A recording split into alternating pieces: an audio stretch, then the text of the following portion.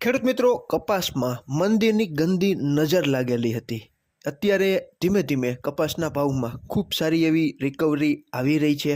કપાસમાં સુંડી, ગુલાબી સુંડી એટલે કે ગુલાબી ઈયળ, કપાસમાં ગુલાબી ઈયળે પણ કપાસની હાલત ભૂંડી કરી નાખી હતી. કપાસનું ઉત્પાદન ઘણું બધું ગુલાબી ઈયળના કારણે પણ આ વર્ષે કપાસના પાકમાં જોવા મળ્યું અને આની સીધી જ અસર આપણા કપાસ ઉત્પાદનમાં જોવા મળી. અને હલકી નબળી ગુણવત્તાવાળો કપાસ છે તે ગુલાબી ઈયળના નુકસાનને કારણે અત્યારે ઘણા નીચા ભાવમાં, સસ્તા ભાવમાં ખેડૂત મિત્રો વેચાણ કરી રહ્યા છે.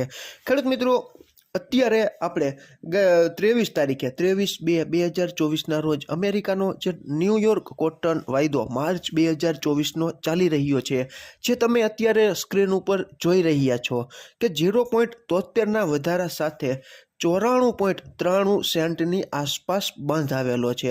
ગઈકાલે એટલે કે તારીખ 24/2/2024ના રોજ કપાસના 20 કિલોના ઊંચામાં ઊંચા ભાવ ગુજરાતના ઘણા બધા વિસ્તારોમાં ઘણા બધા રિકવરી તરફી તોફાની મૂડમાં ભાવ છે તે જોવા મળેલા હતા.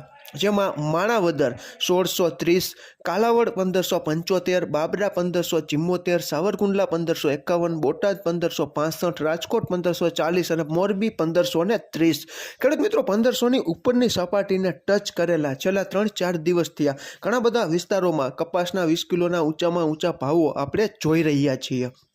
ગઈકાલે મોરબી જિલ્લાના વાંકાનેર તાલુકાના કણકોટ ગામના પ્રગતિશીલ ખેડૂત રૂબરૂ મળ્યા અને જણાવ્યું કે પરાશરાભાઈ, અમારે ત્યાં કપાસની ગુણવત્તા પ્રમાણે 1500થી 1525, અતિ સુપર સારો કપાસ હોય તો 1550 સુધીના ભાવો પણ કણકોટ ગામમાં અમુક સારા કપાસના ભાવો છે તે બોલાઈ રહ્યા છે તેવી માહિતી અમને રૂબરૂ કણકોટના પ્રગતિશીલ ખેડૂતે જણાવેલી હતી.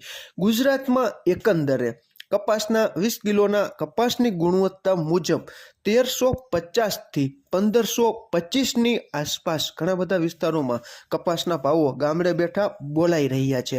તમારા વિસ્તારમાં કેવી પરિસ્થિતિ છે કપાસના ભાવની તે તમે કોમેન્ટમાં જણાવી શકો છો. ખેડૂત મિત્રો, માત્ર જાણકારીના હેતુ માટે આ માહિતી આ વિડીયોમાં તમારા સુધી અમે પહોંચાડેલી છે.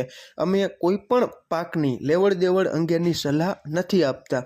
તમને જે યોગ્ય લાગતું હોય, તમને જે સૂઝતું હોય અને આર્થિક જોખમ સહન કરવાની શક્તિ તમારામાં હોય તો તમારા પોતાના સંપૂર્ણ ભરોસે અને તમારા ખુદના વિશ્વાસે તમે ખેડૂત મિત્રો કપાસ રાખવો કે વેચી નાખવો તેનો નિર્ણય લઈ શકો છો.